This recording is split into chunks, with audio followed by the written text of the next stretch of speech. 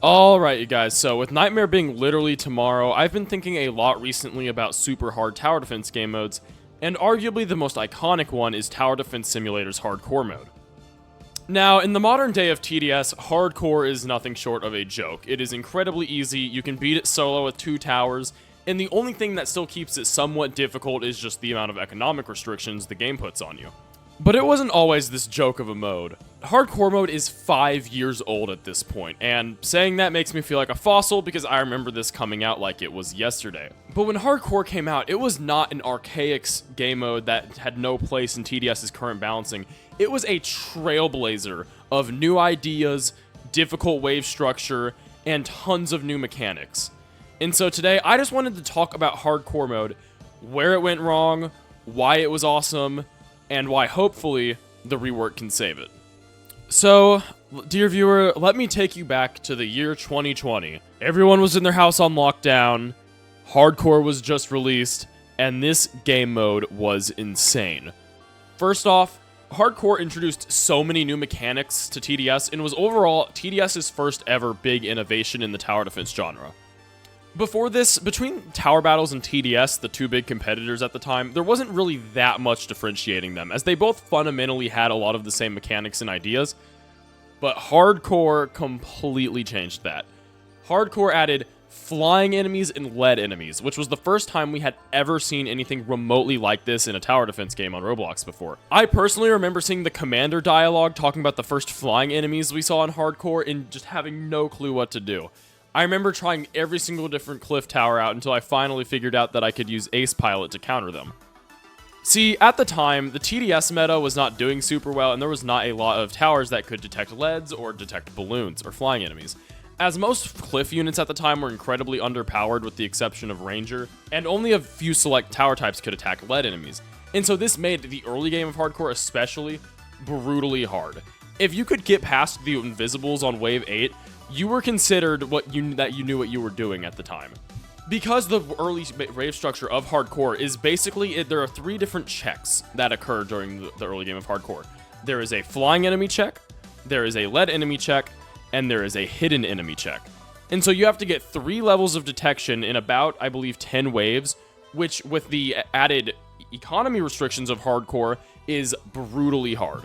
In fact, most early Hardcore beating strategies that could beat the mode reliably relied on either glitches or event towers or golden towers, which showed how absolutely unfair the mode was at the time. Now, I personally am not the biggest fan of metas that require event or like super expensive towers, but at the same time, this showed how hard this mode was to beat.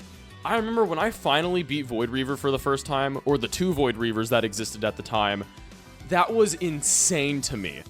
I have never felt that level of adrenaline from winning a tower defense game since I won Hardcore for the first time. And so while the mode was extremely hard at the time, it was super fun. But of course, as we learned from Minecraft Story Mode, nothing built can last forever. See, in about 2022, when TDS began to rework all of their towers and overall began to drastically improve on the balance of the game, Hardcore received 0 balance changes along with this.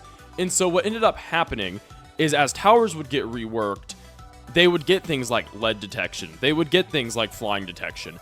For example, flying units went from only cliff and air towers can attack flying units to all cliff and air towers plus about half of the ground towers. And so getting that flying check off the detection list was super easy, as especially a lot of towers early game could get multiple detections. For example, in modern day, Electroshocker can do both lead enemies and flying enemies, thus making it with 1 tower, you have 2 of the 3 checks passed off already. And so because of all of these rebalances, Hardcore became laughably easy. For example, right now in Hardcore, 1 tower can do all of Hardcore early game, and that is Archer. Because Archer already attacks flying enemies, and it gets hidden detection on level 2. And so what that means is once you get it to level 3 where it gets the fire arrows, sure, it can't directly damage leads, but the fire damage does enough to kill the lead enemies that comes out, meaning you can do all of Hardcore's early game with 1 singular tower. And that shows how easy Hardcore has become, because you don't really have to worry about your loadout that much for early game, because you got 1 guy, that's your early game. It's, I would argue Hardcore is easier than most main modes now in TDS, because hardcore, you need one tower for early game, and then it's just basically spam out accelerator. And so with that, modern hardcore is just a shell of its former shelf, and it really needs that rework. And I do believe a rework can absolutely save hardcore, because TDS, these reworks that they did, are in no way bad.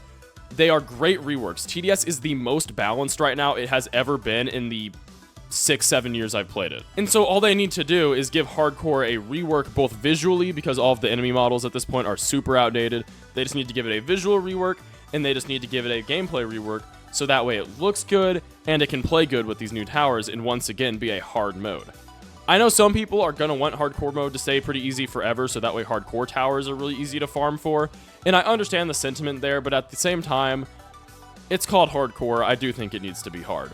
Overall, I am super glad that the hardcore mode ended up coming out, though, as I had made a lot of memories with some of my friends playing this mode and beating it with them, and overall, I think it introduced some of TDS's coolest boss concepts of all time. I love the look of the two hardcore exclusive bosses, Fallen Swordmaster and Void Reaver. Even though their models are super outdated, I absolutely love the way they look, and I really cannot wait to see them get refreshes in the inevitable hardcore rework. But what do you guys think? Do you think hardcore is good or bad? Let me know in the comments below. I read every one. That's all for this one, you guys. Like the video if you liked the video. Subscribe for more assaults. If you are extra cool, join that Discord server, link in the description. Please, please, please subscribe, guys. We are so close to 5,000 subs. I really want to crush that goal, so please, please hit that subscribe button. But of course, with all that aside, the most important thing, as always, is make stuff you're proud of.